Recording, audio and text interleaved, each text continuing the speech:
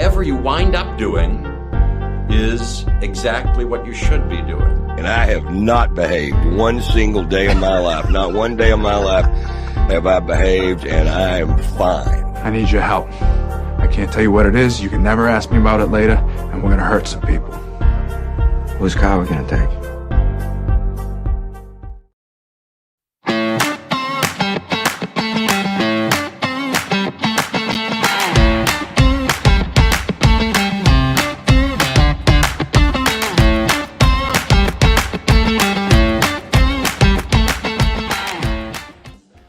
Hello, and welcome to the Nikki Medoro Show, where we talk about news, politics, and all the nonsense in between. Myself, Kim McAllister. Hello, my friend. How are you doing this morning? It do, my friend. How are you? Yeah, Yeah, Tuesday. baby. Yeah, Bring it on. Tuesday's like the middle child of the week. You know, it's not Monday, so it doesn't get all of the hate. It's definitely not hump day. It's not Friday Eve. It's definitely not Friday. It's just Tuesday. So let's give some Tuesday some love. There's a couple national days. You might get a cameo, tease, of my husband, or maybe just his hand. We'll see. My dog's making noise. It is National Croissant Day. And do you have a favorite? I mean, you know, when I think of a croissant, I honestly, the place I most often get a croissant, and it's a ham and cheese croissant, is like Starbucks. I never seek out the best croissant. There is a place that sells square croissants. Yeah. And it's gone viral on like Instagram or whatever. But every review that I've heard, it says it's really dense. And so it kind of loses that like flakiness. So I texted my husband and I was like, you need to come and bring me a croissant on the show live since he's out right now. So hopefully it'll arrive during the show, and maybe it'll just be a hand coming in, or maybe he'll have a little cameo today. I love an American croissant. I mean, they were really, really Ooh, good. Okay, so explain the difference. Until it's inexplicable. Until I was in France for a very short time, right as COVID hit. Remember, and I had to come racing home. Right. A bucket list moment to go to Europe. I'd never been. And so every morning you wake up and they have these spreads with cheeses and jams and oh my God, and the croissants. Oh my. It's a different, it's like you think you know what you're eating and then you're like, oh, this is how it's supposed to be. There's just another level of something good in there going on. But there's a restaurant in Petaluma called Waterfront Bistro. Okay. And the lady is French in there, and she is there in the wee hours of the morning baking these croissants, and they're pretty good. Pretty good. She makes a chocolate croissant and a regular croissant and something called, I think it's called a pan. It's like a rectangular croissant that's layered with chocolate. It's really good. Okay. Yeah. I hear that. So whenever I look at recipes for things, what I understand about croissants and to get those flakiness is that you need to have little chunks of butter in there, and then you have to fold and be delicate with it. I don't freaking know, but it's croissant day. So if you want to celebrate croissant day, you know what also it is, Kim? It's today, the last Tuesday in January, is always National Plan for a Vacation Day. Oh, I am 100% behind this idea. It reminds us to plan our vacation at the start of the year for the rest of the year. The early bird gets to pack their bags and fly away to a little fun and relaxation. So, are you planning on vacations this year? Makes sense. I have put in my Nikki Medoro vacation request. I know this vacation. And my Mark Thompson vacation request. Every year we go to the Monterey Bay Aquarium for Jacob's birthday. Okay, I'm not knocking the Monterey Bay Aquarium. Yeah. I am not considering this a vacation when I say we national. We have really good family times. We stay in a nice hotel. The kids love to stay in a hotel because we don't do it very often. So it's like right? And you know, Kim McAllister is staying in the best hotel. None of this Motel 6 stuff. No, it's only 2 days. That's all I can afford. But we'll stay love there, and then we see the ocean, and we see the sea lions, and Jacob loves the jellyfish. Oh, that's and we awesome. have really good family time in the hotel.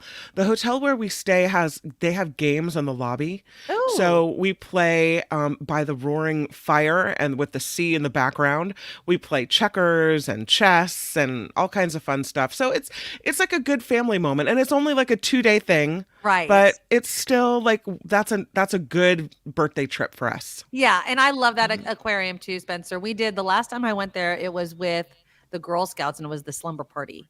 Was it the Girl Scouts or the fun. Boy Scouts? It was the Girl Scouts. Or was it the Boy Scouts? One of them, the Scouts.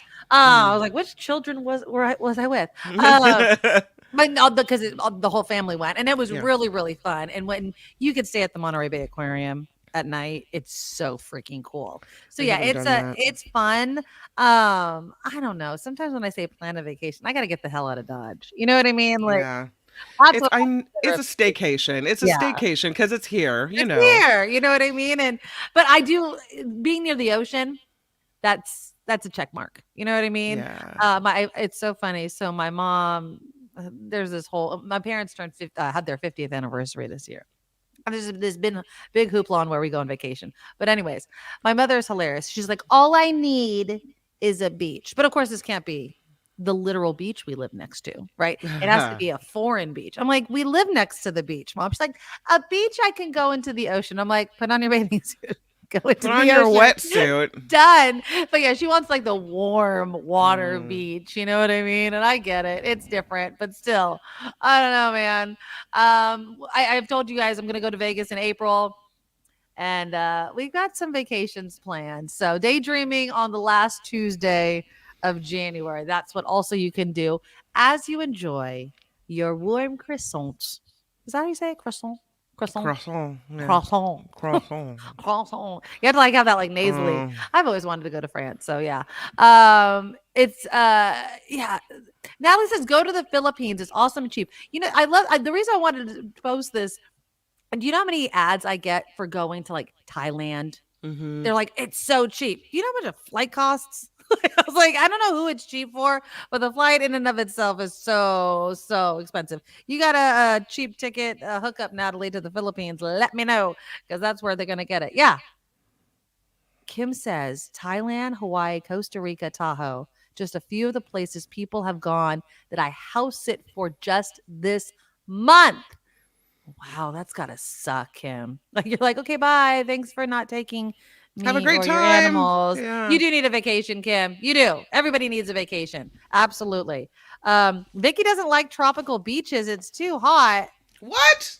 That's not a thing, Vicky. That's what the ocean's for. If you're hot, go in the water. When you're done, get out. Like, it's not that hard. Come on. Chris says they used to be able to go in the surf at Malibu and snatch out a lobster before 1942. Those days are long gone, thanks to a million of our best friends moving here. Yeah, I mean, it's crowded and everything like that. I get it. But anyways, so plan your vacation. Have a croissant for these national days. All right, coming up on today's show, we're going to be talking now. They just reinstated it, I think, last night or whatever. But X had been blocking searches for the one and only Taylor Swift. And why is this? Because there was all of these deep fakes of her naked. This news comes at the same time that sextortion, okay? And that, of course, is where people, usually young people, are tricked or just do it on their own to take these naked pictures of themselves, send it, or somebody finds it, and then they blackmail them, saying, I'm going to show it to your family, friends, job, whatever. And so they get money out of these people. Well, apparently, a training manual on how to do this sextortion has been circulating on social media platforms such as TikTok, Instagram, Snapchat, YouTube. I mean, there's this informal, apparently, network of cyber criminals called Yahoo Boys. And they've been posting this on social media. This is the question. We'll get into this more after the headlines. These two headlines, Deepfakes, which everybody knows about, and Sextortion. Okay. I'm not that I want to see my or my child or my husband's face on a fake body deepfake. But doesn't that also reduce the threat against your job. If, let's just say, Kim, deep fake of you butt naked comes out, right? Can't you just say that's not me? Like, that's a deep fake and that's no way, in any way, shape, or form, my body. Not that I like it, and I'm not saying it's okay. But how would you feel in this day and age seeing your face on a naked body that is not your own? I guess in this day and age, everyone has to assume that it's not real. Right. However, well, if it's not real, then doesn't that... Once you get it in your mind that the person has done this, or that this is the person, or that there's a naked whatever video, picture, of this person circulating the world, then I just feel like it crosses a boundary that's not acceptable. I would be mad if it was my family. I would be mad. I would be upset. All of the emotions would still be there. But I'm saying the legal consequences, the employment consequences. I can't people just be like, look, that's not me. Yeah. Fake news. Like, that's not my body. And again, what Kim's writing is true. You could say it's not me, but people are too stupid to believe or listen to you. So we have to assume everything we see is fake. It's a sad state to be in. I just feel like... I think we know Taylor Swift is not going to pose naked. Right. We know that. And anybody can do this. If I'm her dad, I'm pissed. But anybody can do this. Anybody can take a picture. And they've been doing this long before AI and everything like this. I mean, these things have been out before. Remember, I think there was it was Playboy or Pen. Something was caught up. Maybe it was Hustler. They were caught up in a sort of scandal where it wasn't the person's face on the body. Right. It was a joke on S3xtortion, right? Like, these are things that have happened before. Yeah. But it seems like because they're getting really good now, people can daydream. You can right now use your computer to, kind of Photoshop Taylor Swift or whoever your love interest's face on your favorite nude body. Do whatever you want to do in your private time. Nothing can stop that. And so I don't know if, and then the reason why I'm also talking about this is they're really trying to do something about not only sextortion, but these deep fakes. I will give it to X. They, stopped the searches, although people were able to get around it, for Taylor Swift and other people that do this because it's against their rules or what have you. But it just seems in this day and age, accepting that and this is awful, accepting that if I'm at the stature of Taylor Swift, people are going to do things with my image online that I don't like. Taylor Swift said very publicly, this is Kim, that you will never see my belly button. So yeah, she isn't naked in compromising positions. Would you be upset? I mean, obviously you would be upset if you were Taylor Swift, but I mean, just being caught, like, I created this deep fake, I feel like that in and of itself is embarrassing as well. So coming up after Kim's headlines, we'll also get into the sextortion and what your kids can do. And we all know the best rule, right? You tell your kids don't post any naked photos of yourself online. But in the age of deep fakes, is that enough? Is it more along the lines of, listen, we need to be obviously telling our kids not to take naked photos of themselves. You guys shouldn't be using phones in that way. But also, we need watermarks. We need better protections for us, the consumer, on some of these software, apps, platforms that can deem something fake. Nothing can stop anybody from creating it, apparently, but at least we can all know for sure if it's fake or not. Also coming up, is the dream of ad-free streaming dead? It does seem. I was watching a show. I'll tell you this. I was watching the show the other day, and all of a sudden I realized, I'm like, oh my God, I'm just watching commercials. Like when I'm supposed to not be. And have we just completely given up the idea that if we pay for streaming, the trade-off was supposed to be no ads? And how many ads would you watch or be forced to watch before you kind of sever the stream, where you're like, I'm done with this streaming app because it's costing me money? In the second part of the show, there seems to be a solution to retail theft. I'll show you. It's about a 10-second video describing it. You tell me if you think it'll actually work, and if this would encourage you to go to some of these stores that have locked up all of their products. And then finally, we'll be talking about Girl Scout cookies. Kim mentioned yesterday, Girl Scout cookie orders are being taken, right? You can order them online. I think they hit the streets next month in a week or so. Actually, Super Bowl Sunday is when they'll start selling on the streets. But a mom has rules, not for the Girl Scouts, but for us, the consumer, buying the cookies of what she wants us not to say. And do you agree with it? All right, before we get to all of that, click the thumbs up button, show your support for the show. The super chat is also live. And of course, we love Spencer, who always starts us off with a $5 super sticker, even before the show has begun. Thank you, my friend, so very much.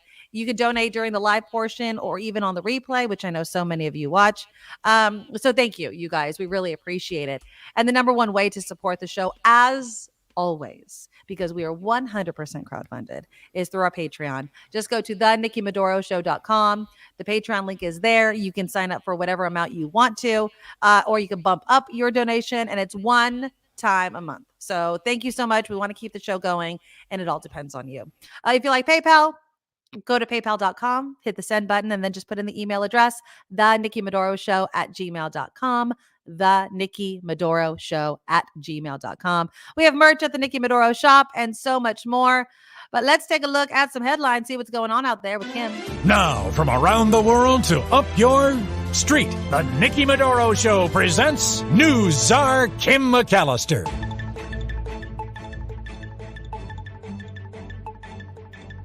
Hello? Do we have Kim McAllister? I don't know what happened to Kim. I think we lost Kim. Kim. Hello? Did we lose our friend? Or am I? Oh, there you are. Hello? Hi, can you hear me? I can hear you now. Oh, something happened, and all of a sudden both screens went black, and there was a little twirly thing, and I'm like, now while you're saying, have I frozen? I was like, hello? I'm like, is it you or is it me? I don't know. Which one of us froze? Okay. I think it was you. Okay, there we go. Go ahead. God, I hate that. Good morning. Hopefully I'll make it through a newscast without the twirly black screen of death again. She passed out. She passed out. She's gone. She's gone. Oh, wow. Good morning. Good morning. The push to impeach Department of Homeland Security Secretary Alejandro Mayorkas over his handling of the border crisis continues. The Republican-led House Homeland Security Committee is marking up articles of impeachment right now against the secretary. A vote on the House floor could come as soon as next week. It is so annoying. Although they are, obviously they can do what they want to do. It's they, you can impeach somebody for it. I just find it a bit annoying that they're impeaching Mayorkas over the border policy and in the same breath fighting against the Senate bipartisan bill on the border. It's just reeking of hypocrisy. But go ahead. Speaking of which, I was just reading a story on Newsweek where President Biden said this morning, I've done all I can do on the border. I've done all I can do. Just give me the power, give me the border patrol, give me the people, the judges, give me the people who can stop this and make it work right. The president, of course, continues to face pressure from both sides, Republican and Democrat sides, over his handling of the U.S.-Mexico border because of the high number of migrants that are streaming into America. More than 2.4 million encounters at the U.S.-Mexico border during 2023. That's up from 1.7 million in 2021. Can I show you something real quick? Okay, go ahead. Finish your story. I was just going to say, Republicans say this is a direct relation to President Biden's border policies. And I don't necessarily know if that's the case, but, Well, I mean, President Biden really, reversed a lot of the rhetoric and messaging that President Trump had done, obviously. I want to play this video. Did you? Now, clutch your pearls, people. There's going to be a F-bomb, but this was Joy Reid. Did you see this video of Joy Reid on the readout? So she was talking about this border policy. It's about 35 seconds in. When you have a microphone in front of your face, always act like it's live, or, just don't be on freaking television. Here we go. Yeah. Congressional Republicans love to latch on to President Biden and Democrats' successful policies and take credit for things they didn't do, while tying themselves into pretzels to do nothing for the American people for the sake of Donald Trump. Case in point, fixing what they say is a crisis at the border, with congressional negotiators continuing work on a bipartisan deal to tie border policy changes to funding for Ukraine. Over the weekend, President Biden said he's ready to take action if Congress is serious about solving the border issue. If that bill were the law today, I'd shut down the border right now and fix it quickly. And Congress needs to get it done. Starting another fucking war. What? Still trying to kill the deal. He bragged about blocking progress and said, please blame him if it fails. Meanwhile, the main Republican negotiator on border security, Oklahoma Senator James Lankford, is defending the proposed deal and called out fellow Republicans who oppose it. We'll just finish watching. I think it is interesting. Republicans 4 months ago would not give funding for Ukraine, for Israel, and for our southern border because we demanded changes in policy. So we actually locked arms together and said, we're not going to give you money for this. We want a change in law. And now it's interesting, a few months later, when we're finally getting to the end, they're like, oh, just kidding. I actually don't want to change in law because it's a presidential election year. So what was Senator Langford? Oh, I thought she was going. What has they? I thought she was going to apologize. So yeah, basically she's like starting another effing war. Because she was talking to somebody in her headphones. So that's basically what was happening. Like she was chit-chatting. That clip of Biden, not long enough to be chit-chatting and dropping F-bombs. No. Like anybody that's worked on that. But yeah. She's a little too comfortable, isn't she? I mean, come on. Yeah. You're really trusting the people behind in the production room, right? Yeah. To lower your mic and bring it back on for you to be dropping F-bombs. Which, as you and I both know, you can't really do. No. You cannot trust anybody.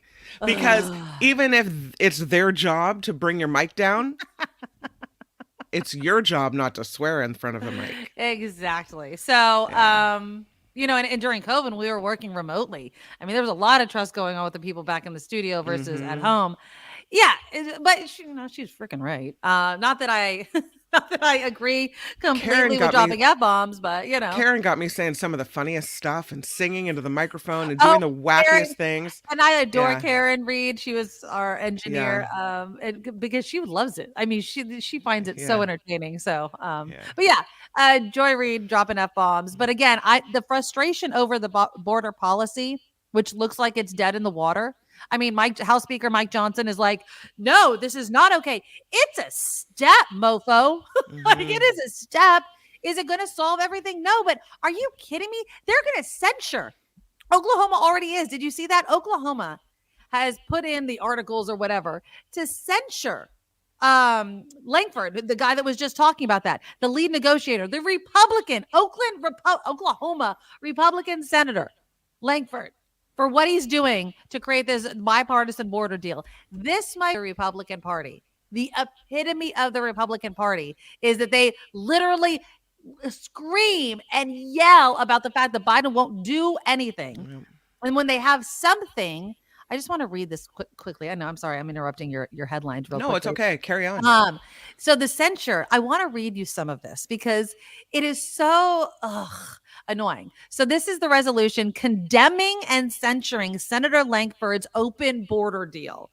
They say it would allow 5,000 illegal immigrants a day to enter and work in the United States. I played you a little bit of his description of the border deal yesterday, where he's saying there's not like a clicker or anything, but we also have to understand that some people will be allowed in and some people will not, but whatever. The first thing, the Oakland GOP platform states, we support limited legal immigration and embrace legal immigrants who choose to assimilate to our American culture, language, and values. That is the first thing on their list. God forbid we should bring different cultures here and different people here.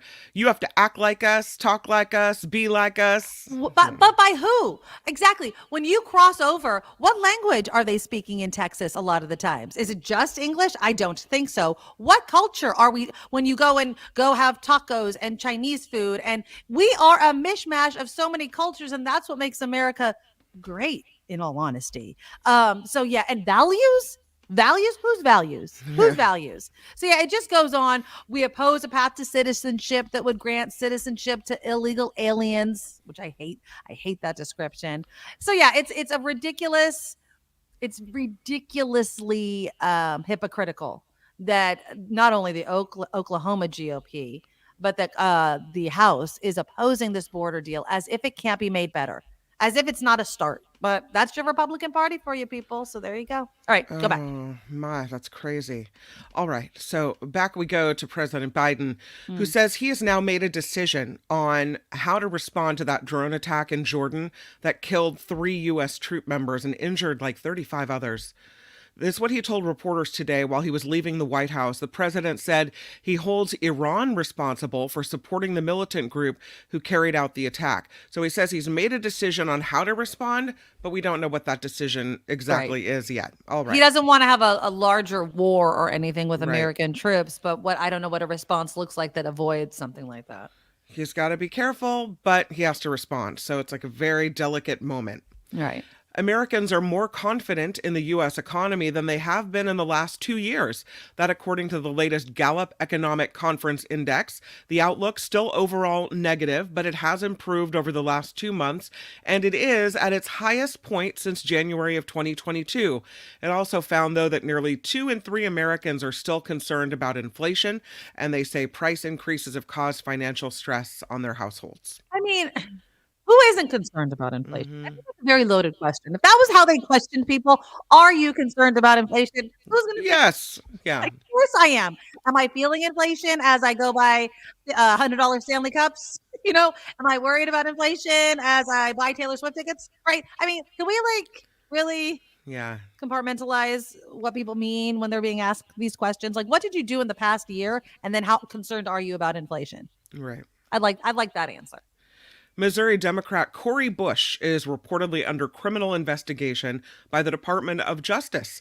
The DOJ issuing a subpoena to the House of Representatives Sergeant-at-Arms for records relating to the misspending of federal security money. The progressive last year was hit with a Federal Election Commission complaint after it was revealed, allegedly, that her campaign paid her now husband to provide security services. So, yeah. That's weird. Yeah, I just had seen that headline too, so I was like, okay. Alex Murdaugh not getting a new murder trial. No, he's not. The former South Carolina attorney convicted last March of murdering his wife and son. His attorneys have claimed the court clerk for the Colleton County tampered with the jury. Finding on that is no, and that's not happening, and no, that didn't happen, and no, you don't get a new trial. Right. Enjoy prison. A judge in San Diego County is accused of racism and said he refuses to recuse himself. Several public defenders say Judge Howard Shore made racist remarks during court proceedings, issued biased rulings, and made racist comments during a meeting with public defenders. In his written responses, Shore denies the accusations, says he won't step down. The public defenders now have 5 days to meet with deputy district attorneys and agree on a new judge. The judge will hold a hearing to determine if Shore is qualified to hear each case. Shore is the only judge assigned to hear Racial Justice Act motions and cases, interestingly. Oh, geez, great. That's a mistake. This is the last day to prepare for another intense Bay Area storm. Bay Area just had had some record warm temperatures yesterday. Today the clouds move in, and tomorrow, boom, it's a whole different story. Forecasters say that is when another atmospheric river will hit, with heavy rain affecting the evening commute. Are you laughing at atmospheric river? Yes. Into the Thursday morning drive. It means a high risk of flooding, shallow landslides, down trees, more power outages. Here we go. Well, let's keep our fingers crossed the lights stay on, of course. The reason I'm laughing at the atmospheric river is, again, it is true that we've received a lot of rain and we're really saturated, especially like in places in Southern California and obviously in the North Bay and above that. Like, I get it. Here in San Jose, I think we're supposed to get close to 2 inches, maybe, I think, of rain over this entire storm. So tomorrow's the heaviest rain, and then I think another storm system Friday, Thursday and Friday. So I think for the rest of this work week, we're kind of a wash. But God, it was hot yesterday. So I do this show. I was wearing my Niners sweatshirt and I didn't really take it off all day. And I went to go pick up my daughter from school and I was talking to one of my mom friends. I had my Ugg boots on. I looked like I was going to the friggin' snow. And she's in a tank top. She's like, aren't you hot? It's like 75 degrees. And I was like, yes. But I just didn't get it. I just didn't decide to change into something cooler. It's just totally weird, our weather right now. So hopefully the warm weather has dried at least a little of the saturation up and we won't be too bad, but batten down the hatches, I guess that is what they say. An update out of Half Moon Bay. The weather is making it hard to find the last victim of a plane crash near Half Moon Bay, but a third body was pulled from the water. It is either the pilot from Oakland, whose fiance was found last week, just days before their wedding, or the partner of a San Francisco woman who was the first to be recovered. Both couples were killed when the home-built plane went down 2 weeks ago. An investigation report is due out next month. They're still finding bodies there. That is so sad. Ticket listings for secondary markets for Super Bowl 58 in Las Vegas are currently the most expensive they have ever been for any Super Bowl. That's ever. crazy. That's crazy. Monday, the average ticket price on TickPick was $9,815. And the cheapest ticket was going for $8,188. Last year's final average price was $5,795. Not so this time around. Last time the Chiefs and 49ers met in the Super Bowl, which was in Miami in 2020, the final average ticket price was $6,370. And already we're at 9,000 something? Yeah. I don't know. I don't know if this person is watching the show right now. I had posted something. I want to bring it up. I had posted something about the Super Bowl on my Nikki Medoro show Facebook page, and like the woman that, and I apologize if I was like, I don't know why you're so angry. Okay, so this is what I put. Okay, I'm gonna share the screen. I saw this. Did you see this? I saw. Yeah, I was like, wow. And was my response wrong? Okay, so here's what I showed. And this is all I posted. I didn't even put a comment. Okay, like it was the Niners. I just shared it. Super Bowl quarterbacks 2023 yearly cash. Brock Purdy gets $870,000 and Patrick Mahomes gets $59 million. And so, and again, it's because he's a rookie. Like and we were talking about this yesterday, so I posted it. And this person, where did it go? Did they take away the comments? Because this person got really, really angry. They got. And I would say they were aggro. They got they got their back raised. Yeah, they got extremely upset about it. I'm just going to take it down because I can't find the comment. But they were really, really upset. Like, but it became kind of. Oh, here it is. But I can't show it because it won't share. When Purdy has a few years in and negotiates his new contract, he can expect more money. It's called getting experience. You have to earn it, people. You don't graduate from high school and get $15 for flipping a burger. Yes, Wake you do. up, young people and educated people. Life doesn't work that way. Yes, and you do. Could not stop. And Carla, you do get $15 an hour for flipping a burger. Absolutely. Carla, I apologize. Like if that's if you're watching, but I said, geez, no need to get angry. I was just comparing how much Brock as a rookie quarterback is getting paid compared to Mahomes, since they're both in the Super Bowl, and Purdy will definitely be making more money when he renegotiates. And she's like, and maybe it's the overabundant use of exclamation points. But she's like, yes, he will. Chances are that Purdy will get a bonus of some kind. I'm not getting angry. I'm trying to be realistic. And I'm like, okay, I'm just like, calm down. But it was very much this idea of, he's a youngin'. And I'm like, dude, he's earned this. Like he earned it last year, the position. He fought for the position over Trey Lance. Like the kid has earned it. And I felt like she was really trying to take the conversation over young people and what they expect and all this sort of thing and conflating the two. And I didn't get the anger. I felt like, something happened in Carla's life. But I apologize. Like I was not trying to but she was really, really, in my opinion, again, pretty upset over the comparison. And so we'll see. Fingers crossed. I'm not buying my Super Bowl tickets. There was a couple being interviewed this morning on local news. They bought their flights to Vegas right when the playoffs started because they were so confident that the Niners are going to play. They're going, but they're not going in. They're just going to go to like a private Super Bowl watch party, which I could see being pretty fun. I don't know if I need to do that all the way in Vegas, though. That's just not. Well, United and American Airlines are adding special flights between Kansas City and Las Vegas airports over the Super Bowl weekend with flight numbers that have Swifties and the Chiefs Kingdom apparently taking notice. So they're trying to get all the Kansas City people there. I don't know if they're also adding flights for Bay Area people. We don't want it to be uneven with the crowd in attendance, right? Well, it doesn't actually. Okay, here's my thing. And I think I mentioned this yesterday. It's going to be a sea of red. It's going to be really hard to say who really turns out for their team because it's going to be all red. Yeah. Like, it's just going to be. The shot that they do of the stadium is going to be a sea of red. So it's not like if we were playing the Ravens, that it would be two totally different things. Chris says the Swift Bowl. I don't understand the hate for her. I know that we've been saturated between the Eras tour and now dating Kelsey and being at the game, but come on, this is not the first time there's been celebrities at something. There's going to be so many celebrities at the Super Bowl. She may not even show up because, again, she has her show in Tokyo the day before. Who cares? People, get over it. She's dating him, like, whatever. And if you see it on your news feeds, it's because people click it. You know what I mean? That's the only reason. If you don't like it, keep scrolling. It's not that big of a deal. Did you see the video of her?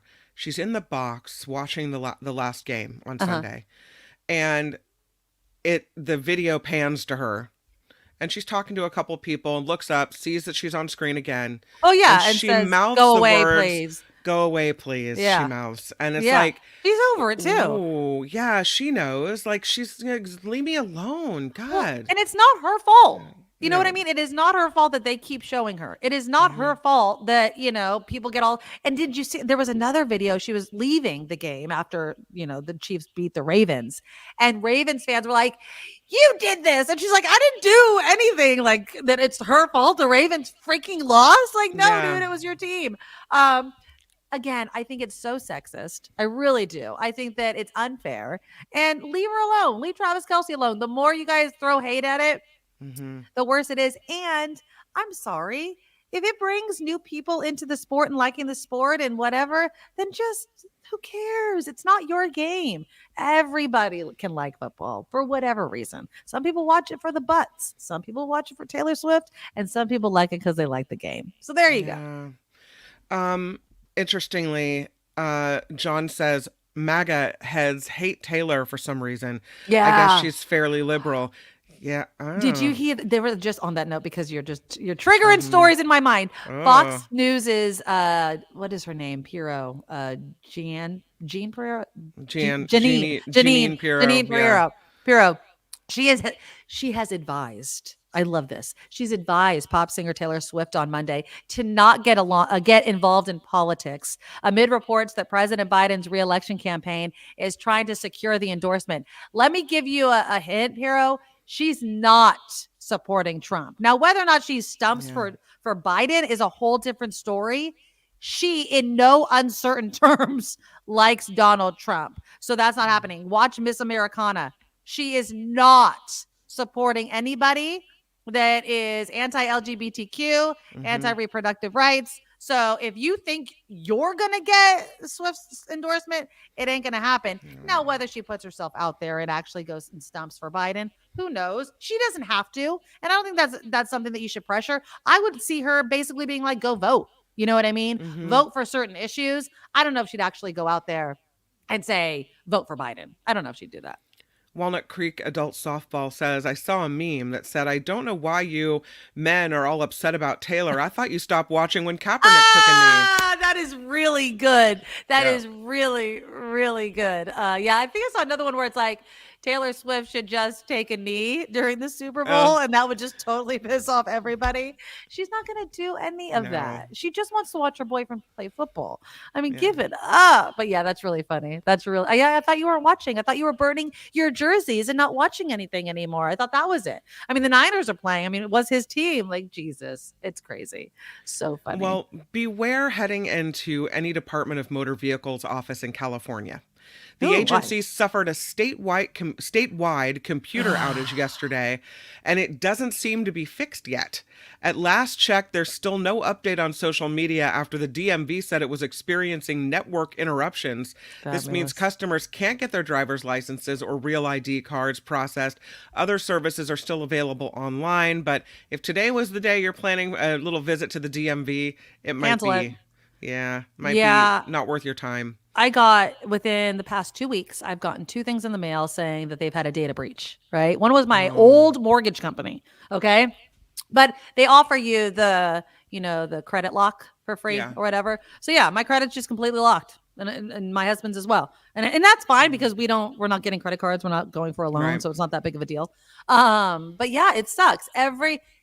And that's the whole problem with technology is so much is online and it's hackable. And we have people like guard your social security number. Oh, it's out there. Like there's no way it's not out there. So just keep your stuff locked down and keep monitoring your bank accounts and your credit cards and your credit report, because if you're not doing that, it can bite you in the ass really quickly. So just be careful. This is an interesting story. Some California kids who create content online are a step closer to getting paid now. The new bill just passed the state Senate and moves to the Assembly. It would guarantee fair compensation for the use of their image. Same for children or influencers featured on the internet or in family vlogs. Lawmakers said the push says protecting children is what it's all about, making sure they get paid. Okay, so explain this to me. So like if there's a parent making videos, but it's only of their kids, like the parent isn't in it, the kid's in it, that they have to get paid, why wouldn't they get paid? Well, what if we had a YouTube show? Right. And we showed more than just Jacob at the end singing for a few seconds. Right. What if we had him interspersed throughout the show? Right. If he's on for a certain amount of time, he has to get compensated and paid now. The kids are unionizing on us, Kim. I'm telling you. But I'm gonna have to dig into that one a little bit. It's a little silly. I think. But I think it also has to go with, remember that Frankie mom blogger that's been in jail because she was like abusing her kids or whatever, Ruby Frankie. That's a problem with some of these. Not that we would ever do that, Kim. No. But that's the problem with some of these parenting bloggers, and you see their kids constantly. And my kids follow some of them. There's this Australian family that does it. There's this other family that does it. And they love watching them for some godforsaken reason. I don't find it very entertaining. No. But it's very, very popular, especially among tweens and teens. And I do watch, and I'm like, gosh, they're like shoving out tons of content. The videos are really well done, right? There's graphics and things like that. And then sometimes they show them. And there's this one family I saw, and they were taking video and they had all these computers lined up in a room and the kids were on there editing their videos. Now, on one hand, that's great. They're taking part of it, but then it does, given the story that you just said, what are these kids getting? You know what I mean? Like how are they being compensated? And is this quote unquote child labor? Because, if it's just the family, they're like, do it. Well, and is that abuse? There are rules when it comes to paying kids for television, movie, and print work. Right, in the performing industry. Right. And so now that we have this new industry with new ways of showing things and having shows and whatever, exactly, the laws they're saying need to cross over into protecting kids and making sure kids get paid. So you can't have a family vlog where your kids consistently appear online and not pay them or put money away in a trust account that they get when they're older, because they're on camera too. They're doing this performance too. But how much money? I mean, is it like if I pay him $1 that satisfies this new rule? Or I think they're setting standards for how much exactly if you make X amount, what percentage needs to go to the child. And then does the child complain if they're not getting paid? Like do they go to the National Labor Relations Board when they're 18 and their parents took all the money? Where's all my money? Yes, just like a child actor or child star would. Yeah, and that is true. I mean, sometimes, and I see these parents, and again, whether it's the toddlers in tiara or child actors or what have you, there's the desire of the child to do whatever it is, and. Then I feel like there's also this segment of parents that get so wrapped up into it that they forget that you need to parent this child. You need to watch out for this child. And do you have their best interest at heart if they start making some real money? It's all fun and dandy if you're just going for trophies. But when there's real money on the line and then you start depending on that, when you quit your job so that you can manage them full time, and then all of a sudden you're taking all that money for managing them. Right. Sounds like slave labor to me. I had Julia at KGO, I want to say once or twice a year I'd bring her in. And she'd hang out, and often other talk show hosts, not necessarily me, would have her on the radio. Right. I remember Brett Burkhart once had her doing weather. Right. And then he had her writing news stories. right? I mean, it was a Come on, Brett. process in education. Right. And then one time I let her do the weather for me. John Rothman had her in as a talk show host. Pat Right. Thurston had her in. So it was You like and this I brought our founding- daughters yeah, in. Exactly. Yeah. And so she spent some time on the radio before. She didn't get paid for it. But Right. now, this year, she has a class, broadcast journalism. Right. And she has to be on camera to do the daily bulletin sometimes. And they noticed that she's much more comfortable. Yeah. And she said, it's because I grew up on KGO radio. There you go. There you Yeah, go, girl. yeah. Yes, exactly. Oh, And that is so awesome. There's a benefit to that. I mean, it's not Yes. all, we're exploiting our kids for whatever. There is a benefit to her feeling comfortable and being able to speak publicly without, freaking out over it. Yeah, So, absolutely. I I like mean, it. and I like it. LAX Paint says they're being paid in mac and cheese and juice boxes, not to mention shelter clothing. I mean, I get that, but obviously, if your kid is, on the lower end scale, they're just doing it for fun. Yeah, Right. but if your kid's a movie star, if your kid's doing daily vlogs that is Right. raking in the dough, no, you That's got to work. pay him. You got to pay him. Yeah, exactly. Lastly, Californians are getting some help on where to celebrate on this National Croissant Day. Oh, as good. you I need mentioned. help. My husband is The- nowhere to be found. That's rude. Where are you? Food. The online site Traveling Paris looked at 300 cities to name the top 100 for best croissants. 16 of them are here in California. Any of Berkeley ranks Oh, okay. fourth. Okay. So the good croissants are apparently in Berkeley. Hmm. San Francisco comes in at number 10. San Diego, Huntington Beach, and Garden Grove are next on the list, receiving high marks for taste. Long Beach, Fullerton, Sacramento, and San Jose also made the cut. The Where in San review- Jose? Where in San Jose? It doesn't say. The Damn review it. is based on availability of croissants, popularity, and of quality. We have to go to travelingparis.com .com. Hold on. Traveling Paris. to find out where the best croissants are Okay. in your area. All right. Let's see. Oh. I don't know where traveling. I don't America's- have it. Oh, yeah. Travelingparis.com. America's best 100 cities for croissants. Mm-hmm. Okay. And they didn't have the hold on. We need to know. We need to know. Okay. America's best croissants. Here we go. I found it. And they don't say, okay, San Jose is, where is San Jose? It doesn't San have the name of the Francis- places. San Damn Francisco's it. number 10. And what was San Jose? Still scrolling down. Oh, that wasn't good. No. Well, in San Francisco, where did it go? Well, Berkeley, it was Lavender Bakery, Oh, that sounds Fournay Bakery. San Jose is number 82. Oh, well, Jesus, Lord Almighty. Okay. I mean, that's a bit down. Well, if you're looking for the top 300 and they come in at 82, we'll take it, right? 82, they're in the top 100, so that's pretty good. But they don't give me the name. How am I supposed to freaking go eat at the best croissant place in San Jose if you're not going to give me the freaking name of the place? Dumb. Oh, well. Okay. Well, it's not. I'm pretty sure it's not Le Boulangerie or however you say that. I know I'm saying that wrong. There is this Jane Bakery that I had done a Friday food segment out at. They had a really good. I think I had their almond. Did I have their almond croissant? I feel like I think that's what I good. had. Yeah. I'm now I'm getting hungry. Thank you for that. In San Francisco, the best places to get a croissant: Arsicult Bakery, Civic Okay. Center, La Boulangerie de San Oh, it is. Francisco, and B Patisserie.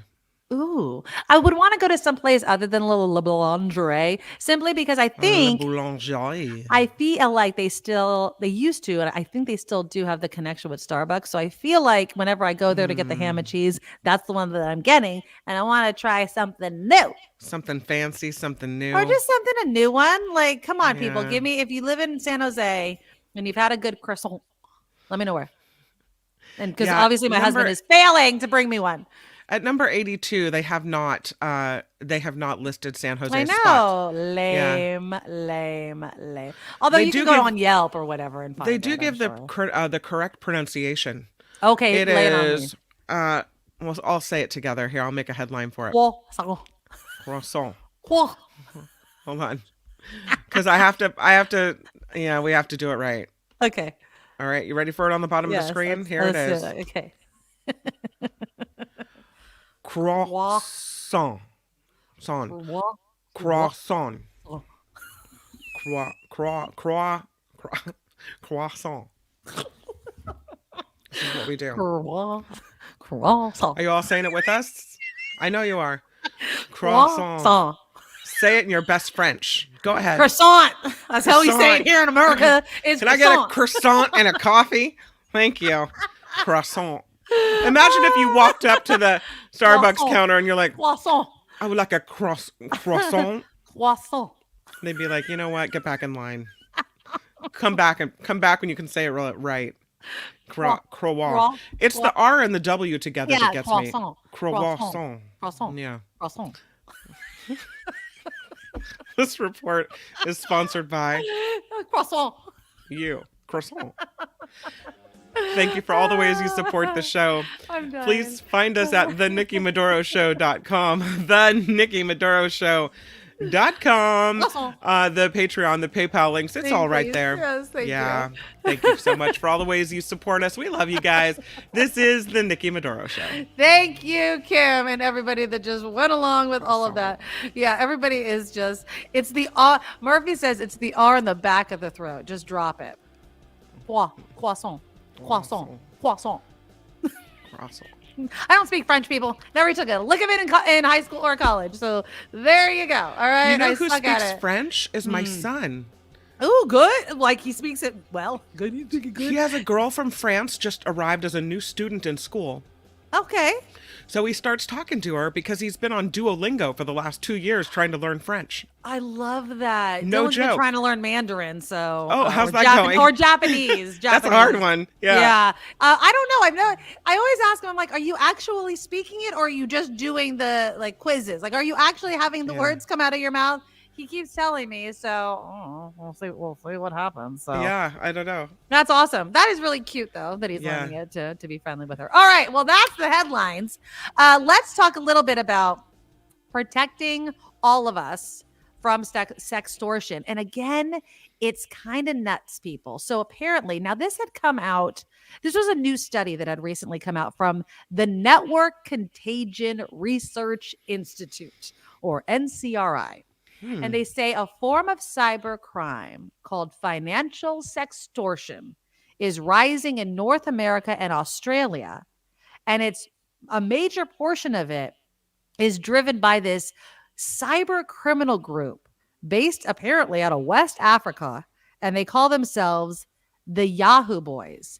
And so they gain popularity first in West Africa and then obviously through social media, where they threaten people unless they pay with by exposing their naked photos or whatever. So here, this is the FBI's kind of warning that went out, the PSA that just recently went out. So here we go.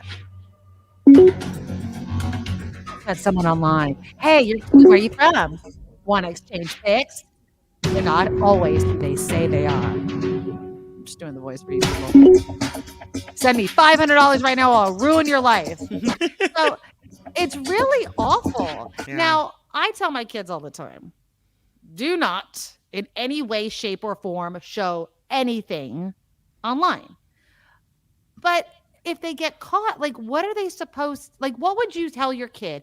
God forbid, Kim, God forbid, one of your children come up to you and been like, I made a mistake. I sent this picture, and I'm going to say a little bit older. I feel like our kids are still way too young for this, but geez. Okay. So I sent a picture and I don't know what to do. And now they're threatening me. What do you do? First of all, you call the police. Right. Second of all, David goes and scrubs the internet. That's right. You got a techie guy. So this accidentally happened when Julia was like 2 or 3. Okay. She was talking to my mom on FaceTime. She thought FaceTime was the coolest thing. So she would call my mom, who lives right next door, by the way, and didn't need to be on FaceTime. Okay. But thinking nothing of it, because it's just my mom, she changed her clothes in her room. Oh, right? Okay. So technically, it's no big deal, and it was not like anything bad. But realistically, now there's likely a picture of my naked kid in the cloud, right? Oh, And I don't know if that yeah. cannot be considered child porn. Like what's going on? So when David found out about this, he lost his mind, and God. he went on a scrubbing the internet moment and like was deleting everything from everywhere and finding everything that he could, Did he ever find it somewhere? He felt like he accomplished what he needed to accomplish. Okay, good. I don't know if you send it to someone else, if you're sending it to someone malicious, how that works, if you lose control of it and then you can't fix it. But I know that feeling of panic, like, oh no, this just happened and we have to fix this. And so I hope that because of that, and they know we talk about it still as a family, like, remember that time? Like, no, remember, be very careful when you're on FaceTime, whatever. So I would like to think that they're already hip to it and wise because of that incident. But you kids make mistakes, And so even though we tell them, be careful, don't do this, whatever, I would like to feel like hopefully they could come to me and it would be okay. Liz says it happened to us. An attorney said don't pay, but don't go to the police either. Why not, Liz? Like, why would you not? That would be my first thing. Is Liz like needs go to into come the on the police. show. Liz needs to come on with us. Yeah, Liz also writes, kids do stupid things, especially teens when they're partying. See, that's my problem. That's what I always talk to my daughter about. Here's the link, Liz, if you want to come and talk about it. Oh yeah, that'd be awesome, Liz. Please. I tell my daughter all the time, like, look, when you start going to parties, obviously there's going to be alcohol often at some of these parties. The problem with that is if you start drinking, you lose your inhibition and stupid things can happen. They don't do anything. I would say you'd have to go to like the cyber crime division, right? Or contacting the FBI, as somebody else said.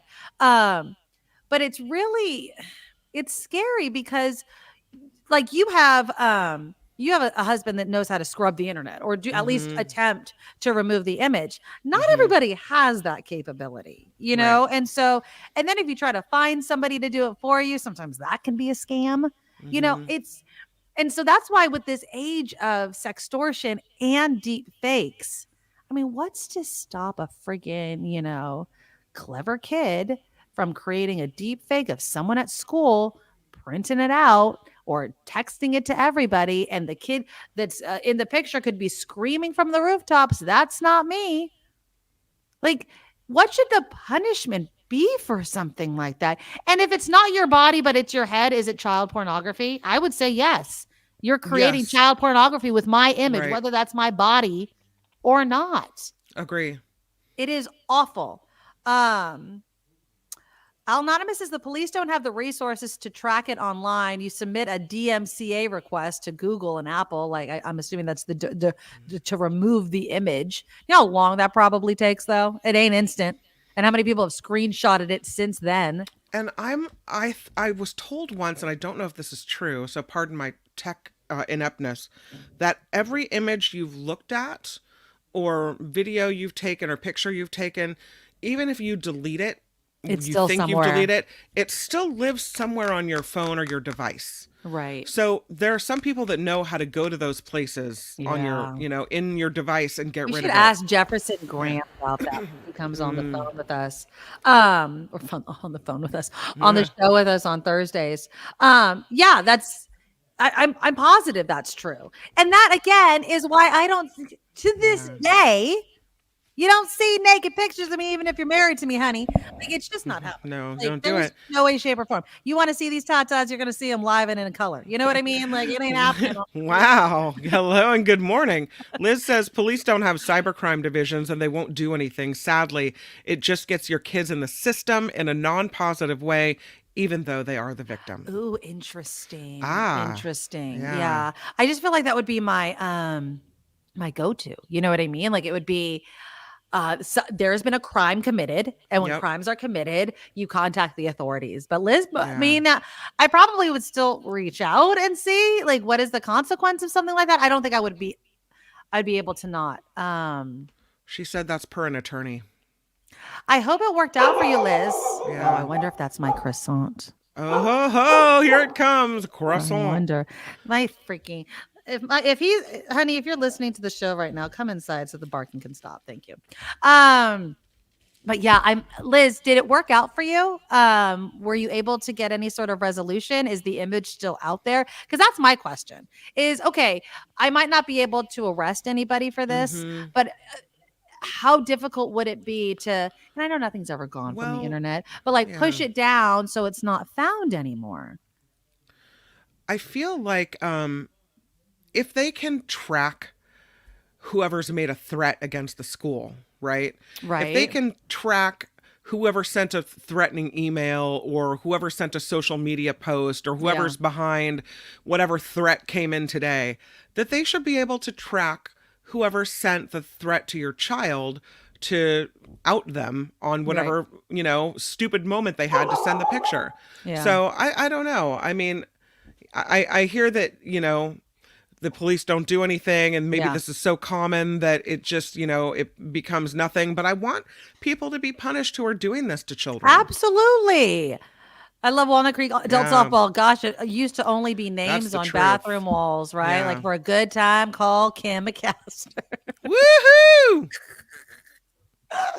Then you wonder why everyone's calling and you're like, what? Did you not know your name's on the bathroom wall? No, I didn't. No, I mean, back in I wonder, it's so curious. I'm not saying that kids don't still write things on bathroom walls. You ever go to like your old school and like go to the bathroom? I don't know if you still go to your old school. Well, because my old school, especially my K through 8 is my parents' church. So I go there often for events and stuff. And whenever I go into the bathroom, it's like, Jesus, a time warp, right? But I never see things on the bathroom walls anymore. I think kids just text it to each other now, like for a good time. You know what I mean? But it's really a sad age that kids grow into. Oh no! There it is. Oh, hold on. No. Hold on. Nugget wanted it. It's still out there. Liz writes. Oh, hold on. Liz, Put that back out there. It's still out there. Just lots of embarrassment issues. If you pay, then you're on the hook. My attorney said this is common, and she deals with execs getting caught up in this scam too. Wow.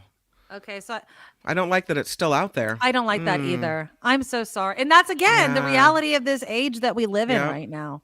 Oh my God, that's awful. And this is the other consequence. Not too long ago, I read a story of a high school kid who committed suicide because of sextortion. Of course. You have to tell them it's not the end of the world, right? Oh God, I mean, but everything is the end of the world. Everything is the end of the world. Like it's fine. It's we wish it wouldn't have happened, but you have a big life ahead of you, and this is just a blip along the way. Exactly. Okay. Yes. Here it is. What do we have here? Oh, this is. Where did you? Hold on. So my honey, if you saw it, it came in. Nothing almost ate it. You pain in the ass dog. Where did you get it? He jumped up. Yeah. Honey. Love of my life. Oh, he did go to lingerie. Okay. Oh. Thank you. So here it is. It's okay. big. What's in there? Is it just a plain croissant? Is it just a plain croissant? Yep. It's just a plain. Okay. So I've tried these before, but it is usually I get the ham and cheese croissant. Oh. It is big and flaky. Hold on. So there you go. Oh, that looks good. Yep. So on this National Croissant Day. Yeah, that is a good croissant though. It is buttery. Knit One Pro One says, look at the size of that. I mean, like seriously. I mean, that's pretty big. It's bigger than my mouth. Yeah. It's almost as big as your face. That's nice. I know. Yeah. Just bigger than my face. Al wants to know how flaky and soft it is. It's nice and flaky and soft. I kind of want to nuke it for a bit, just to kind of warm it up. But it is it is nice and flaky. The problem with that is if you nuke it, then you have to eat it all right now. Otherwise, it'll get like hard and weird textured later on. Yeah. So. Randy says go to Marvel Cake in Campbell. They have good croissants. What? Oh, my husband's good. Okay, but like for 10 seconds, not too much. I'm getting it warmed up for me. Look at how nice he is. How else can I serve you, my dear? Exactly. Okay, I like a little warm, a little warm, not totally steaming hot, but absolutely. Ricky says, that lavender in Berkeley is a delightful experience. I'm not. Check it out. It's really hard for me to justify eating an entire croissant. You know what I mean? Why? It's just a lot of bread. It's like eating an entire it's bagel. true. Like I need to have something else with it. Like if I'm going to have a bagel, I have like cream cheese and lox, right? I'm not making it a meal. Just eating this. Oh, here it comes. Oh, there you go. Oh, thank you, my love. Oh, now see, that's much better. Yeah. That's way better. Look at the dog. The dog just totally wants this thing. No, you're not getting it, dog. He came close though. Yes, he did. He was like quick on the uptake, snapping up to jumping. You're like, no. He does not give a crap. He does not. I love this dog, but yeah, we didn't do much on the training aspect of that whole thing. But yeah, like look at that. That is just okay. All right. There's a place in Petaluma called I think it's called the North Bay Cafe, and they have in the mornings for breakfast this beautiful croissant. Croissant. And it has they make an egg sandwich out of it. So it has scrambled eggs and cheese on the croissant, and it's so good. It doesn't sound like much, but it's just really, really tasty. Well, someone said almond croissant. I do like that. Who else said it? Hold on. I thought there was a different one that went up there. Oh, here we go. Randy says Marvel Cake has spiral croissants. Oh. I've seen people lined up outside the door. I mean, aren't croissants a spiral anyway? I mean, like, what do you mean a spiral? It's different. I don't know. I want to put this freaking croissant down, but this damn dog is. No, you can't. You've got to hold it. I'm going to put it in front of me. No. I love Steven. I had a croissant at Starbucks yesterday with a pistachio latte. Look at you go. Pistachio latte sounds like you're not getting it. Yeah. You're not getting it, dog. Okay, let's switch gears. Since I'm eating, thank you for everyone. And Liz, my heart goes out to you, by the way. I just want to say one more thing. That sucks. So just be careful out there, people, especially what you put and your kids put online. But let's move it from that type of technology to streaming technology. So yesterday, even though I swear to God, it happened earlier, according to the Washington Post, Amazon Prime Video subscribers are now going to see advertisements. Okay. Yep, unless you cough up an extra, $2 a month? I think $2.99. Yeah. $2.99 a month. Okay. So this just started. They say on Monday. Okay. This is my story. So this weekend I've been binge watching a show I started. It's one of those teen shows. I don't know why I watch this crap. It's called Awkward. Awkward. Oh, I haven't seen that. Okay. It's on Amazon Prime. So I'm watching it, and I noticed, and I was cleaning. This is on Friday. I was cleaning the house on Friday, right? And so I'm cleaning, and I put this show on, and every single time an episode ends, an ad is played.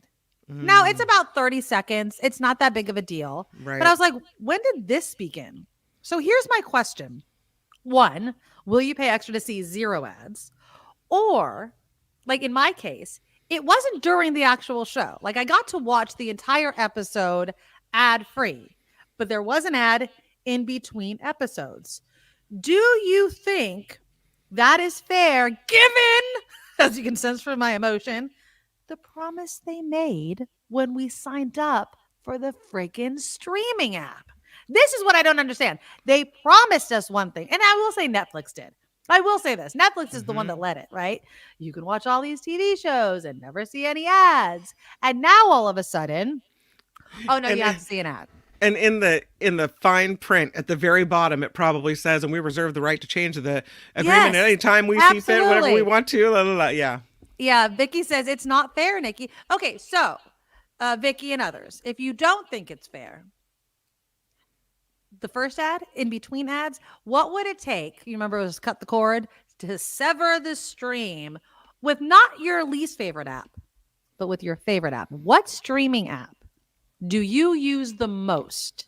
And if they started showing ads, would you sever the stream? Kim, what's your favorite streaming app? It's a toss-up between Netflix and Disney Plus. I do like Disney Plus. Yeah. I mean, and Dylan James loves Disney Plus for The Mandalorian and all the Star Wars stuff because that's all on it. He gets to watch it all the time.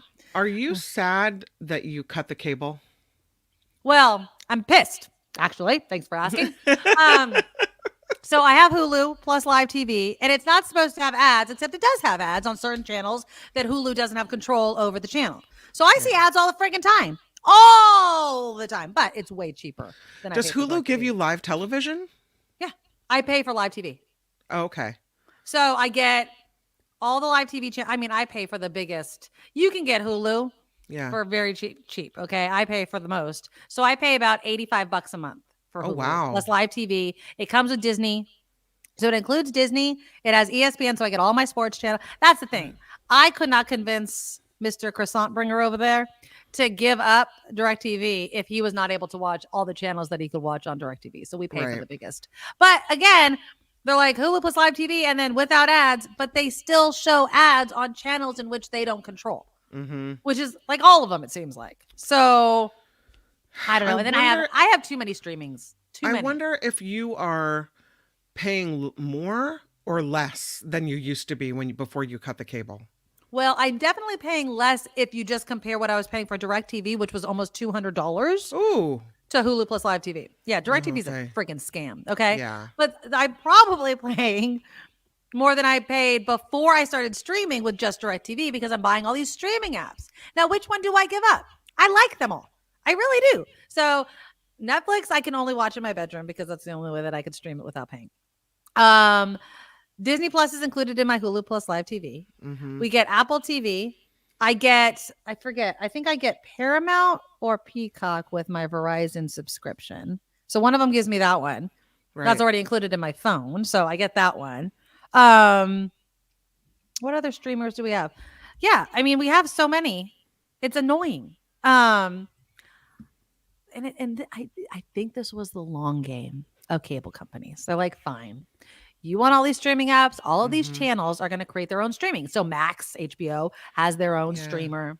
Apple TV has its own streaming. Disney Plus has its own streaming. So there's going to be all these friggin' streamings. And if you want to see the latest and greatest show, there you go. Now, I will say with Prime, you can buy TV shows. You know what I mean? So they may not stream it, but they'll offer it to you to buy a lot of the time. So if you're really desperate to do it, you can pay like, I don't know, $10 and you can get the whole season. And then you have to do that with every season, I guess.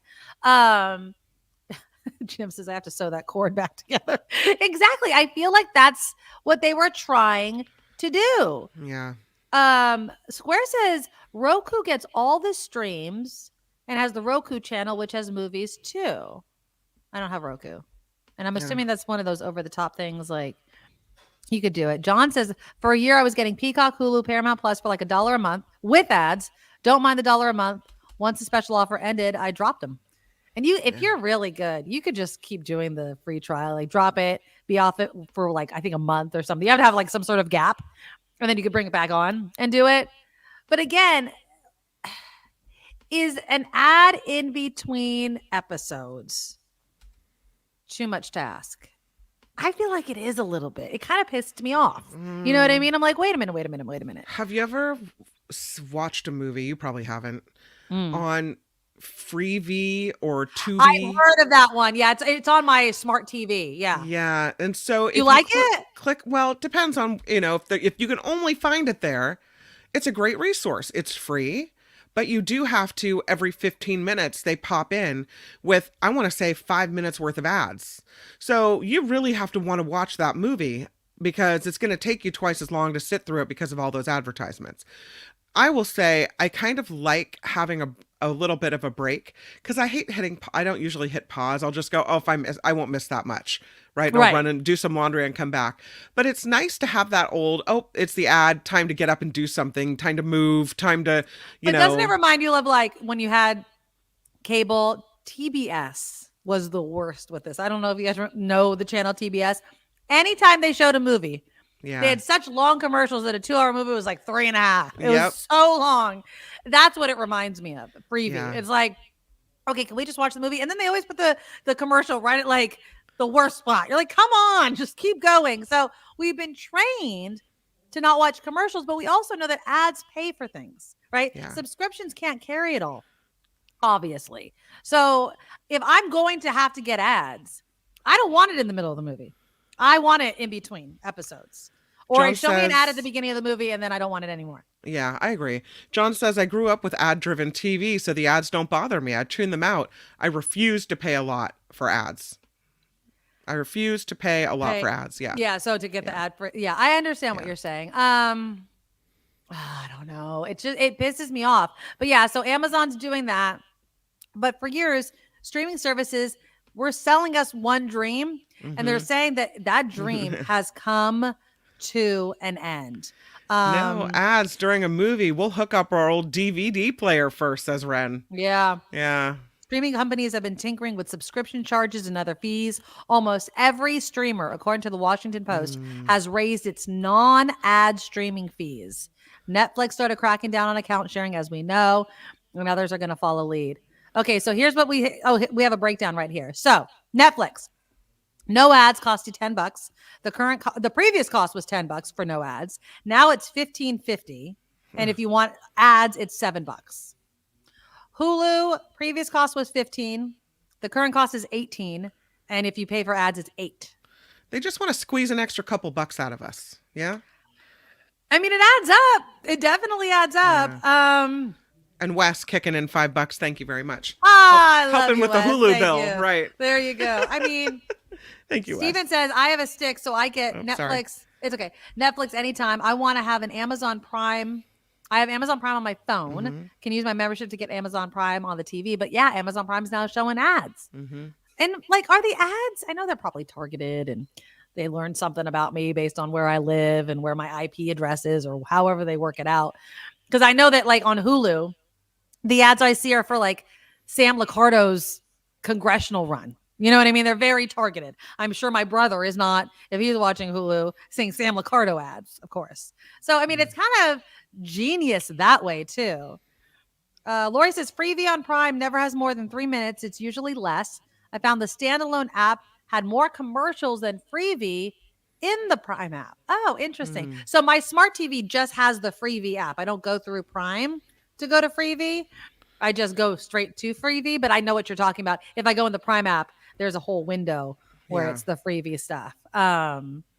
It's just, and I feel like it's increasing the prices way too quickly. Like we didn't get used to seeing ads, and now all of a sudden you're increasing the cost with the ads. Like give people a break. It's just too much. It's too much. I need to sever the stream with some of these streaming services. That's for sure. I mean, we would definitely, but it's hard to justify sometimes when you're like, oh, it's $10. $10 a month. What's that? Yeah. That's a croissant, right? A croissant. Right. You know, but again, it all adds up. You get all of these, and then you know you're paying what, as you were paying before at cable, $200. But if you sit down and you look at everything that you've got, you know, I would say that we're probably paying. And this is a generous estimate, but I pay probably $200 a month. We're back to $200 a month, which is what DirecTV was. But with DirecTV, I was also streaming. But yeah, we're probably right back to that. And I was supposed to be saving money. Remember when Netflix was what? $10? $8? I don't think it was even cheaper than that when they first came with the DVDs. Yeah. Oh, well. Yeah. Anonymous, 20 years ago, my aunt and uncle would always mute the TV when the ads came on. I thought they were weird. Now I realize they were trying to protect their kids. Well, it's all, you know, it's in the same vein of if you hear it, you might buy it, you might be influenced, and you don't get my ears for free. It's too much. It's way too much. My dad always did that too, muting the ads. Yeah, he said he felt like it was an assault. He was being assaulted with noise and advertisements that he didn't ask for, and so mute. Yeah, and I mean it is kind of true. You know what I mean? Yeah. Like, but then they could also do what you do, which is go do laundry and leave the room and just leave the TV on and ignore it. I ignore ads. I guess they. Lori makes a good point. What did people think would happen when actors and writers got contracts that raised and included more money for streaming? Yeah, I know. I mean, we should definitely, you know, I'm not surprised by it. It's not that. It's just the fact that I'm pissed off about it. Does that make sense? Like you got me with a certain promise, and now all of a sudden that promise is no more, and it's annoying. It's absolutely annoying. So, okay. Let's switch gears a little bit before we do some more headlines. There is a solution. There is apparently a solution to retail theft. Okay. And it is, we're not gonna be able to watch the video because they have a paywall. And I'm not. Okay. So, but I could describe it for you. So there is this idea to solve the problem of retail theft. Now, what is the problem with retail theft? Not only obviously that the stores lose all of this money and what have you, their solution is not a solution. They are locking up everything. So I want to get razors. I have to call the person over, ring the bell. They open it up, they unlock it, they hand it to me. Then I walk a couple aisles over. I want to buy a bottle of booze. Oh, gotta hit the button. They come over, they unlock it to me. You know what I do when I see all these locked up cases? I leave the store. Then I leave the store, and then the store loses money, and then they shut down, and now we have no store in the neighborhood anymore. Okay, so this is the problem. Well, there is a possible solution to this, and I'm not quite sure how I feel about it. It's something called the Freedom Case, okay? And it links your phone or an app or your store loyalty card, right? So you download something on your phone, and then there's kind of this QR code, right in front of whatever you want to buy. And so you scan it, and then it unlocks the case. Here, I'll show you this picture. Let's see if I can make this. I probably can't make it bigger, but I'll show you a picture of it. It unlocks the case, so then you can open it and get whatever you want out, and then shut it again. So have you paid first, or how do they know you're still not stealing? Thank you. So that's my question. It's like, so you open the case, you can grab, let's say, the booze or the toothpaste, but what stops you from just grabbing all of the booze, right, or all of the toothpaste? So the case is being described as a good balance between convenience and security. Safeway, Lowe's, Raley's, other retailers are testing the device. The supermarket based out of St. Louis called Schnucks rolled out the cases in more than 40 of its stores, and they've seen the benefit.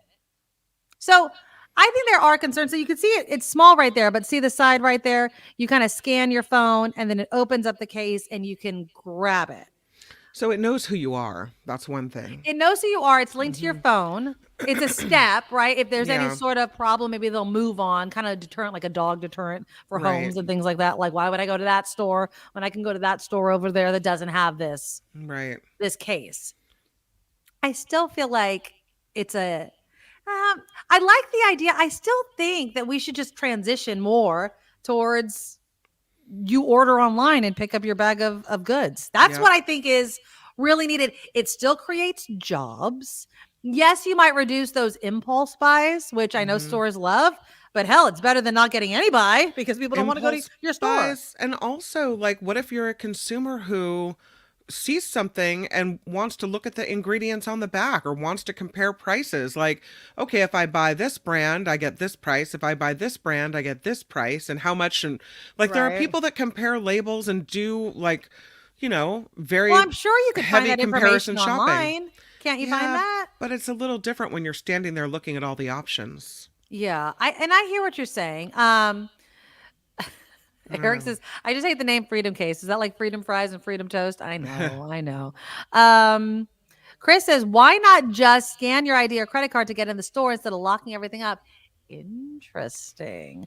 Privacy concerns. So that's the concern with this case, apparently, is that people are like, well, I don't want you to have my driver's license or anything, but you give all that up, not necessarily your driver's license, but your name, phone number, when you get those loyalty cards, and people sign up for those left and right. You know what I mean? So I would say if you had something like this, and I would say maybe connected to a credit card, and you can kind of prove through video of the theft and be like, yo, you walked out with this, that, and the other. Sorry, you don't get it. Mama Three Boys says, I see this being a problem for older people like my dad who are not technologically savvy. Yeah, that's another concern. I mean, unless somebody could walk you through it. But Kim says, probably have to have a credit card inputted, and if anything isn't paid for, they'll automatically charge your card. I would hope so. Good question from Vilma. What if you have a burner phone? Yeah. Or what if you stole someone else's ID? I mean, that's just a lot of preparation for what I would say is probably an impulse theft, perhaps. Orenday says, why don't they make that stuff like a vending machine? You pay for it and it drops with a receipt. I mean, unless you're getting a cart full of groceries. I mean, that it just seems like, I don't know. I just don't know what the solution should be, but we have to do something. Vilma says, I think maybe if you were trying to steal sorry. stuff, it's okay. You could buy a burner phone, get the code, and take as many things as you wanted. Although if you have to sign up for something, I guess you could just put fake stuff in. I'd say you need a credit card. There have to be a credit card. There had to be something linked to it. I mean, there's always going to be a way around it, right? But making it a little more difficult than just walking in and walking out with stuff. Right. Yowza. I thought this was an interesting take. Retail is going to change the way airlines changed after 9/11. Maybe. I mean, shopping has changed already. I mean, everything from Amazon Prime, Amazon delivery, online delivery. It's as if we totally are comfortable with online shopping until it comes down, or even like, people buy our groceries for us and deliver it to us. That's okay. Yeah. But we've lost our ability to shop for ourselves because of these a-holes that keep, storming these stores and stealing everything. Yeah. Wes says, I'm adapting well to the order online, drive to the store, let them put it in my car. Target does that all the time. Love Target. that with Target. You just pull up, and a lot of stores are doing it. Pull up. Yep. Even fast food restaurants. You know what I mean? They want you to actually do it. So you'll get a better deal, for instance, like for fast food stores. They'll give you deals if you order through the app and just stay parked in your car, which I'm like, okay. Done. Yeah.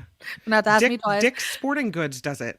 Yeah. Even. So that's you just roll up, you've ordered what you need now, and you probably save money because you haven't added all the extra things as you were walking along in the store or standing at the register and thinking, oh, that's kind of cute. Yeah. I mean, stores don't like it because they want those impulse buys. But yeah, Instacart, Ricky, Insta whatever. Yeah, stores don't like it, but I think that the instead of these scanning things, which, if it works in some instances, maybe at like a CVS or Rite Aid where normally you don't get too many things at one time, okay. But I think that grocery stores and everywhere just move to online, order it, we'll bring out your things. And again, people don't lose their jobs because now you need a lot more stock people, right, to pull the groceries, find the right thing, those sorts of things. And I think we can use technology in a different way. But Sandy raises a good point. I don't like the idea of someone else picking out my groceries, especially produce. I'm the same. I'm very picky about my produce. I don't understand the appeal of grocery pickup. You know what? I would say if there is one thing that doesn't ever need to be locked up, it's the produce. So you can still go in and pick your own produce, but everything else, right? The toiletries, the other things, I've never seen apples locked up, which just goes to show, right? It's like, they don't want the healthy stuff. They want the razors and the shampoo and the diapers and things like that. So, we'll see. We'll see if it catches on, but I don't think so. All right. We're going to talk after Kim's headlines. Nugget, you're not getting my croissant. I don't care how cute you are. After Kim's news, we're going to talk about Girl Scout cookies. Oh, I ordered mine last night. Okay, what'd you order? I ordered a Samoa. Okay. A Thin Mint. You say like one? Yeah. Oh, wow. Okay. You have David's self-control. favorite is a trefoil. So I got him trefoils. And Julia likes the chocolate covered peanut butter one. Yes, that's the James's tag along. favorites. Yeah. So that's what I ordered. And I ordered because I wanted to support a certain Girl Scout. Oh, but sweet. Then also they're going to ask me every time we go in and out of the store. And I hate to say no. So I didn't over order. Yes. I just kind of ordered the basics. And then we'll see what happens as the season progresses. Okay. Yeah. Well, as the season progresses, that's a great tease, is what this one mom is talking about. She has a message for you, Kim McAllister. You're not getting it. I don't care. He's like a full-throated, give me the croissant now. He wants it. You're not getting it, dog. Oh, that's funny. When's the last time you fed that dog? He free eats. This dog is not starving. My mom acts every time I bring the damn dog over there like I don't feed this dog. He needs food. He doesn't need food. I swear to God, he does not need food. He's fed. But anyways, so this mom has a message to you, to me, to everybody. When we go, and it's so true.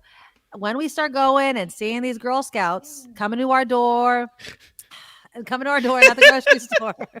What we should say, look, there he is. Say hello, you begging ass dog. Hey, hi, Nikki. You're not getting, he's just looking at the croissant. Oh, that's so funny. You're not going to get that croissant. No, you are not. Everybody that's just listening and not watching it, you're missing the cutest dog. So we'll talk about that, what the message is, and whether you agree. My dog does not have diabetes, Chris. He does not. All right. Click the thumbs up button if you're thinking of Spencer. Nugget and must Wes. be heard. Yeah. Oh, Spencer and Wes, thank you. Oh, thank you guys so much for the $5 donations to our super chat. The Patreon is live, and let's take a look at some headlines and then talk cookies with Kim. Now, from around the world to up your street, the Nikki Medoro Show presents News Czar Kim McAllister. A verdict is expected as soon as this week in Donald Trump's civil fraud trial in New York. State Attorney General Letitia James wants a Manhattan judge to order the former president to pay a $370 million fine in her case against him, which accuses Trump of falsely inflating the value of real estate in order to get more favorable loans. $370 mil on top of $83.3 mil. I think that takes care of all of his cash reserves. Done. Well, somebody was saying you could possibly see the disillusion of the Trump business in like New York. It is that bad. It could possibly be. Now, I don't think that's going to happen. But yeah, that's going to be a lot of money. A lot of money. And a lot of years in appeals court. The Federal Open Market Committee kicks off its first meeting of the year today. It is a two-day event that culminates with the announcement on the future of the interest rates on Wednesday. Most analysts are predicting no change at the moment, but a March rate cut very much still in the conversation. Some unexpected news today. We got a little uptick. New data shows the number of job openings in the U.S. are up unexpectedly. The Labor Department saying today there were 9 million job openings in December. Most economists say job openings right now are at a healthy level. So, woo. Neuralink. This is big doings here. Weird. Neuralink has implanted a brain chip into a human being for the very first time. Crazy. The company, founded by Elon Musk, aims to eventually use these implants to control electronic devices and allow people with paralysis to regain motor function. Musk hopes the implants could help people with diseases like Alzheimer's and Parkinson's as well be able to control their movements. You know, I like it for that reason, right? I like the advancement in technology that can help people who are, in desperate need of it. On the other hand, I just see this going really, really bad. You know what I mean? Like, I just feel like it's going to morph into something where people are going to be manipulated. And I think the Generation X that grew up on Terminator just has all of these terrible, no good, very bad ideas of where technology like this can go. So, and I don't trust Elon Musk as far as I could throw the guy. So, no, I don't know. I'm optimistic for certain people. I'm scared for humanity. Does that make sense? It's a good idea, right? I mean, and I guess, although the animal testing they had to do to get to this point was horrific. Exactly. But there's so much that could go wrong with this technology that I just wonder what we're doing. I mean, we're never going to make advancements if we don't go in this direction. But then again, like, where are we headed? Yeah. Right. And Vicky's like, would you let Elon Musk into your brain? Which No, exactly is no, true. no. Exactly. Yeah. No, thank you. Netflix. We just were talking about Netflix. Well, the Netflix co-founder, Reed Hastings, has sold more than $1.1 billion worth of his share of the company's stock. Proceeds from the 2 million proceeds from the 2 million shares are being gifted to an undisclosed entity. Hastings has a net worth of $6.6 billion. Oh God, I swear. So much money. So much. I don't know. It's why you sound so much. What do you know that we don't know? What are you doing? Who are you giving it to? What's happening? I don't know. What's going on with that? More students than ever are attending the University of California schools. A new report shows the system. They're not subscribing to the Nikki Medoro method of do your first 2 years at the JC. A new report shows the system jumped to an all-time high for enrollment last fall, topping 295,000. The number of undergrads also hit a record of more than 233,000 students. What's more, most of them are considered in-state, about 83%. Three most competitive undergrad campuses: UC Berkeley, UCLA, and UC San Diego. Wow. Well, good. I mean, and I'm glad that they're in state, So there you go. Stop. Yeah, I don't know. That's a lot of kids going to college. So, There you hey, go. still very competitive and hard to get into. But Exactly. I mean, like that kids are, having goals and achieving. well, I'm part of I follow a lot of these Facebook or social media groups that deal with scholarships and, just because, my kid's in high school. So I've joined all of these. It is frightening. I'm going to use that word. It's frightening. The stories I hear, the descriptions of students who are not, and I'm not saying that this is at UC because the groups are all across the country. Right. That, oh, my child has a 4.5, this weighted, high on the ACT, blah, blah, blah, can't get in. And I'm like, are you kidding me right now? And they're like, and students that don't have as high of numbers as my kid are getting in. And it's such a crapshoot. Sometimes it feels like you're like, okay. Sometimes you don't know. Maybe it comes down to the essay or the extracurriculars or whatever. Yeah, it's really hard to say. And I don't know. I thought they started paying attention to grades sophomore, junior, senior year or sophomore, junior year. So does that mean freshman grades don't count? Or now, I don't know. I feel like there is, I don't think they're going to go freshman, but what I do feel like is, especially in the Bay Area, and I don't know if there's any truth to this, you're not unique because you have over a 4.0. I'm sorry to say, but so many kids are doing it now because. Well, what if you don't? Like, what if you got 1 B+? Right. But I think that colleges are like, oh, look at this student really trying. I feel like colleges want to see struggle, you know what I mean? Instead of perfection, which sucks because if you worked really hard to get perfect grades and high grades and stuff like that, it's, I don't know, man. It's like you can't win. It could be just basically a crapshoot. And that's why it's so hard. Nugget, you're not getting that croissant. Sorry, This is Kansas City Chiefs. They will be without one of their premier pass rushers for the Super Bowl. ESPN reports Charles Omenihu suffered a torn ACL during the team's AFC Championship game victory over the Ravens Sunday. He strip-sacked Baltimore quarterback Lamar Jackson before leaving with the injury. The edge defender posting a career-high 7 sacks this season, despite missing the first 6 games due to a suspension. Again, we know this. The Chiefs square off against the San Francisco 49ers in Super Bowl 58 from Vegas, February 11th. Omenihu recorded 4.5 sacks for the Niners back in 2022. Wow. So he will not be playing. The NBA, speaking of sports. Hi, Steph. Oh, look at that smile. The NBA is revealing the top-selling jerseys for the first half of the season. And, of course, Warriors superstar Steph Curry tops the NBAstore.com sales chart.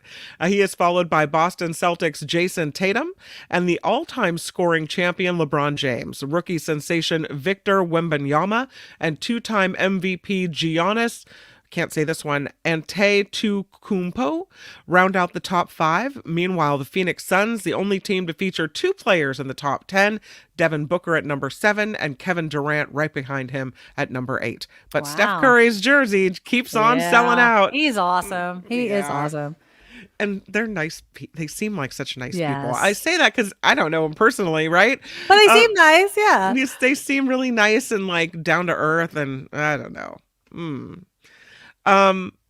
Joe Rogan, did you see this? Ugh, I try not to see anything with him, but what? He says he is glad he left California. So are we. Bye. Yes, sayonara. He said the left-wing politics drove him out. Rogan says he is more left politically than right, but he says, in his opinion, California has gone full communist. Rogan moved from Los Angeles to communism, Austin. you jackass. He moved to Austin, Texas in 2020. And you know what? We haven't really missed him. I didn't even know. Exactly, Chris. Okay. I didn't know he was from California. We never really noticed. I mean, I'll say this. Stop. Austin is a blue dot in a red state. So it's not as if you're leaving a place. You're just moving to a more condensed, place. But maybe I don't know.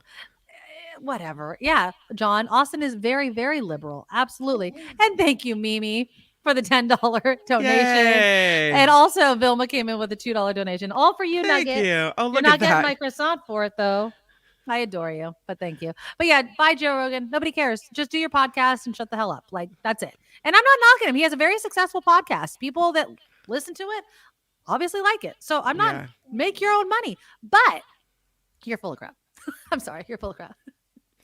And people that want to leave, go. Yeah. Go. Okay. Go. If you don't like the politics here, please give see up ya. your house.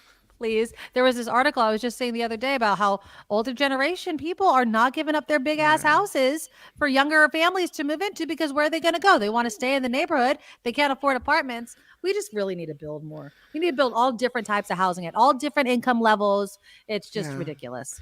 So I know this woman who she's nice, right? Okay. Very politically different than I am. Okay. Kind of Trumpy, right? Very conservative. Okay. And she'd been talking about moving out of California and she moved away from this city into a different area. Stayed in California though. And I said, well, if you don't like it, then go. And she said, that didn't go over well. She said, well, I can't go. Even though I hate the politics of this state, her son is a special needs child and they get special education. Oh, you like the safety nets that we create in California for you? So you have a problem with California until it benefits you, and then you're going to stay and take what we're offering because you need it. Exactly. And then you're going to bitch about it the whole time. And then when you're done taking the services we provide, you're going to leave. Exactly. And, all these people that leave California, sell their houses and go buy it for cash out there. Why do you think you buy it for cash? It's because our housing prices keep going up, up, up. People seem to love to bag on the state. But it's not as if anything gets any cheaper, right? You would think that a hellscape that California is, people would want to we need more Joe Rogans. Bye. Don't let the door hit you on the way out. It's just the, I don't know what the right word is for that. Complain with one hand, but take with the other. The audacity to complain while you're getting something that you need, which is what California is. Well, she's complaining about all the social programs, but on the other hand, she's getting the social services. Yeah, exactly. You know who I respected? And even though I disagreed, people that burned their COVID checks or whatever sort of thing that the government was providing during COVID, like, you know what? I don't agree with it and I'm not taking the money. Right. I had zero respect for people who bitched and moaned about the services and then still took the money. Right. Like, well, what the hell? Yeah. So it's not good enough for you until you need it. And then it's great. Yeah. Lastly, speaking of money, honey, there's plenty of time to snap up your tickets ahead of tonight's big Mega Millions drawing because the jackpot, lottery queen lets us know how much. $311 million tonight. I don't know is that worth going down to buy a ticket? I keep forgetting to buy a ticket, so it doesn't actually matter. No, the cash option for that works out to about $147 million. I don't know. The odds are 1 in 302 million now for this. I'm going to say that's not enough. Somebody has to win. Somebody has to win. No. Somebody doesn't have to win until it gets to about $1 billion, and then it's going to pop, right? It's going to. Is it about to pop? Kim loves to say it. It's not going to pop yet. It's 311 million. It's got a ways to go. Don't bother. I'm going to buy a ticket if I remember, which I never do. So who knows? This report is sponsored by Nugget, who, look at his little face.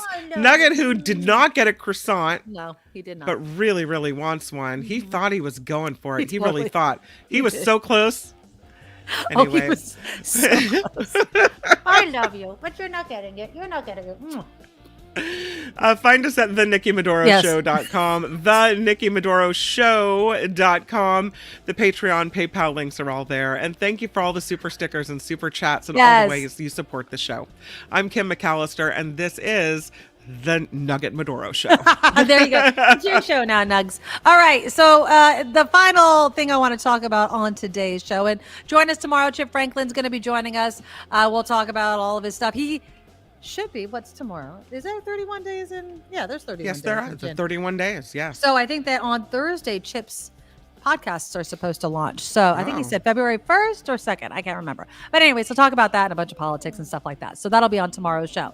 All right. But let's talk about the Girl Scouts and the Girl Scout cookies. He's killing me. He's so funny. That little growl. To see his face, the way he's looking at me right now, he's like, you're going to give me a piece though, right? No. Okay. Let's talk. Okay. So there is this mom And she's kind of getting criticized because she has rules for buying Girl Scout cookies. These are not rules for the Girl Scouts. This is rules for us. And basically, there is this, I guess Girl Scouts had put out some sort of notice about, selling cookies and all sorts of things. And this mom wrote this. She said, when you're approached by a Girl Scout selling cookies, please do not, 1, mention your diet. 2, talk about calories. 3, point out your body flaws. 4, narrate out loud why you're not buying them if it has anything to do with your weight. Narrate out loud why you're not buying them if you can't have them in the house because you'll eat a whole box. Or 6, ask which cookies are the healthiest. A simple no thank you goes a long way for our girls. And then she went on to say that the Girl Scouts should not have to worry about the calories of the cookies, the diet the person they're selling to is on, or the body flaw that's causing a person not to purchase.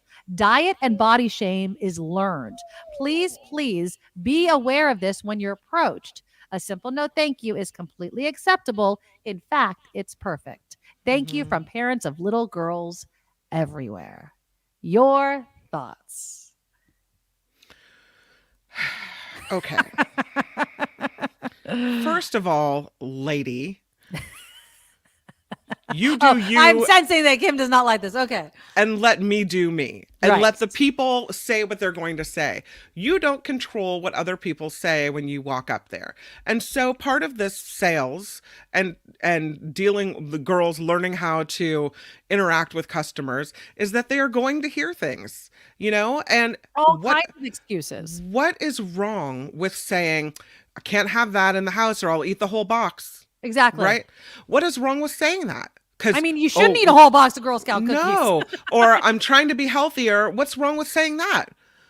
What kid can't understand that? Oh, Girl Scout cookies aren't healthy? I just now realized. Right. Like you don't know the cookies aren't healthy. Like you don't know that there's a ton of sugar.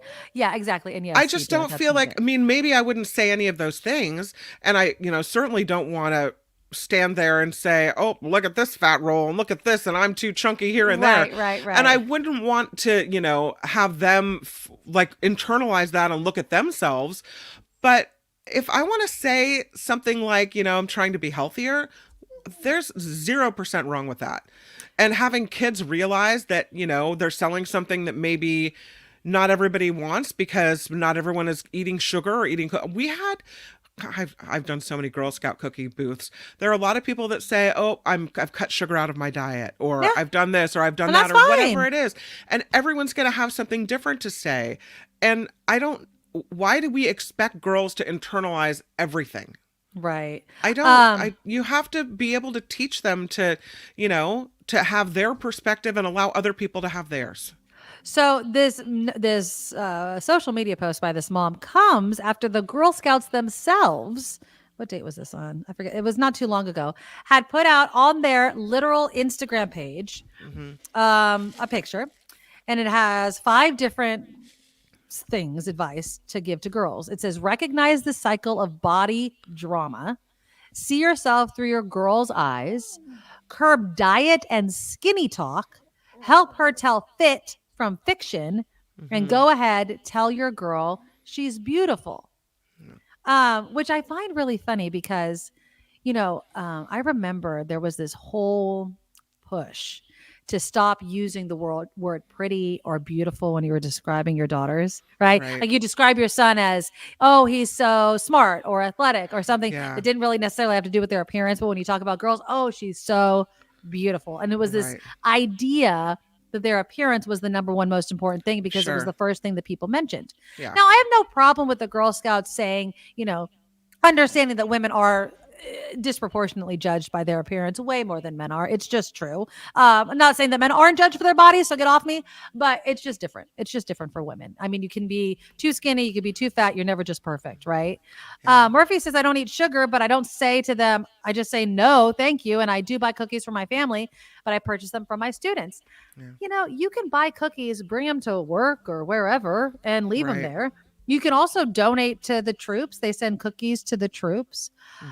Would I go and trying to think of what do I say? Normally, honestly, when I walk by Girl Scouts at the grocery store, you know what I say? I already have some. Yeah. That's what I say. Because that's usually the truth. I have boxes at home. I already got hit by the Girl Scout sales. Right. Yeah. You already got me. And that's because that's the truth. John Rothman does that. He doesn't eat a lot of sweets. And so he would always buy a couple. Hi, Nugget. He would always buy a couple and then leave them around the newsroom for people. Yeah. And that's fine. But at the same time, if I was, let's say, a mom at a Girl Scout booth, you're not getting that. Do not. If I was a mom at a Girl Scout booth and this woman comes up and starts going off on, do you know how much calories are in that? Do you know, a moment on the lips, a lifetime on the hips, that kind of BS? I'd be like, you can move it along there, chickie. You know what I mean? Like, I don't need my daughter to hear that either. So I feel like there's a balance a little bit, Yeah. But when you're putting yourself public facing in a position like that, you're going to face humanity when you're standing outside of a grocery store. And so is it good for them to be coming into contact with all these different people who, maybe they realize, oh, I didn't like the way that woman acted, I don't want to act like that, or I didn't that guy was kind of weird, I didn't like the way he did this or whatever. These are the ways they learn. They're learning about themselves, they're learning who they want to be, they're learning how to present themselves to the public, and seeing someone who you don't want to present yourself like is an important lesson too. But I'm just tired of people telling me how I need to act and what I need to say and what I need to do. It's like, let me handle it, lady. Exactly. By the way, I have to tell you, the piano tuner is here. Okay. And so there's a lot of music on the other side of this wall, just in case you hear stuff going on. Yeah. I don't hear anything. It's my damn dog whining next to me. Okay. All right. Chris says, I kind of agree with her. I just deny it. However, don't also have your cookie mafia constantly harass people to support the racket. Yeah. Were you the cookie mom? No, I was never the cookie mom. I was never the cookie. The cookie mom, by the way, if you don't know, is the woman that has all of the cookies. Jim knows. So where was the comment here? I saw a bunch of boxes of cookies in my client's garage yesterday, so I knew the time was coming. Yeah, that's a cookie mom's mom. in charge of all of the cookies. And but yeah, I agree with you, Kim. You know what? If I say something to a Girl Scout and she feels uncomfortable, welcome to the real world, right? I mean, that's why that's why they have the parents there. Yeah, exactly. And so if someone says something like, "Whoa," right? Then after the sale is done, the mom might say something like, "Hey, that was that was someone who's really overly concerned about whatever. Exactly. It takes all kinds. Here's the lesson in that, whatever, everything in moderation," whatever they say. But that's, we have two moms manning the cookie booth for a reason, because you know what people are going to say or do, right? Right. Mary says, how about donate money and say thanks and walk away? Let them give cookies to someone else. Andrea says, sold cookies with my troop for 10 years. People felt the need to talk to my girls about anything and everything. I know. And I loved, who I loved the most, in all honesty, just to wrap this up, I loved the older former Girl Scouts that would come over, and they would just tell stories about what they did. And it was really like, I sold cookies and this was my troop, and they would give their troop number because they still remembered it and all that sort of stuff. So I don't know. Sometimes it's like, mind your damn business. Say yes, say no. Who cares? Stop. You're not going to get the croissant. Deidre says, for $5, your dog is cracking me up. Look at that face. How do you say no to that face? I say no to it all the time. Walter, for $5. Aloha to you too, Walter. Thank you, you guys. Jim with a $5 super sticker. Yep. Thank you, Jim. I swear to God, this dog is like inching ever closer. He wants, and it's only a little bit of croissant left because I shoved the whole thing in my mouth. Get yourself a croissant nugget. Luis gave us $5. You're not getting it though. You can't have it. I'm bringing, literally, I think I'm going to need to get this dog allergy shots. I'm trying to watch everything that goes into his mouth. So it's really funny. No croissant for you. Sorry. You're very, very cute, though. All right, guys, make sure you are subscribed to the show, by the way. We've been steadily ticking up in the number of subscribers, but we definitely want more. So share the show with your friend. If you come here once, twice, just make sure you're subscribed and don't miss an episode. Again, thank you to everybody that donated to the Super Chat. Please consider signing up for our monthly Patreon. Just go to thenikkimedoroshow.com. thenikkimedoroshow.com. The Patreon link is there. It's just one time a month. It's not weekly. It's not daily. Don't be confused. It's just a one-time a month payment, and we really appreciate everyone that's been donating even more money than they had in the past. PayPal.com. hit the send button and send it to this email, thenikkimedoroshow@gmail.com. It's very, very simple, and we appreciate it as well. Also, if you go to thenikkimedoroshow.com, our merch shop is there. Everything is there. Episodes to share with your friend. And so we really do appreciate each and every one of you. All right. So tomorrow, Chip Franklin's on the show. We'll have a fun time. Stay here for Mark Thompson, and then the after party live with Kim and John Daly. Have a fabulous day. Eat that croissant. Plan that vacation. And I'll see you tomorrow. Bye. Nikki, you're all so awesome. You sprout like a beautiful blossom. You're also the best. I really can't rest. You're all so awesome. Wow. Okay.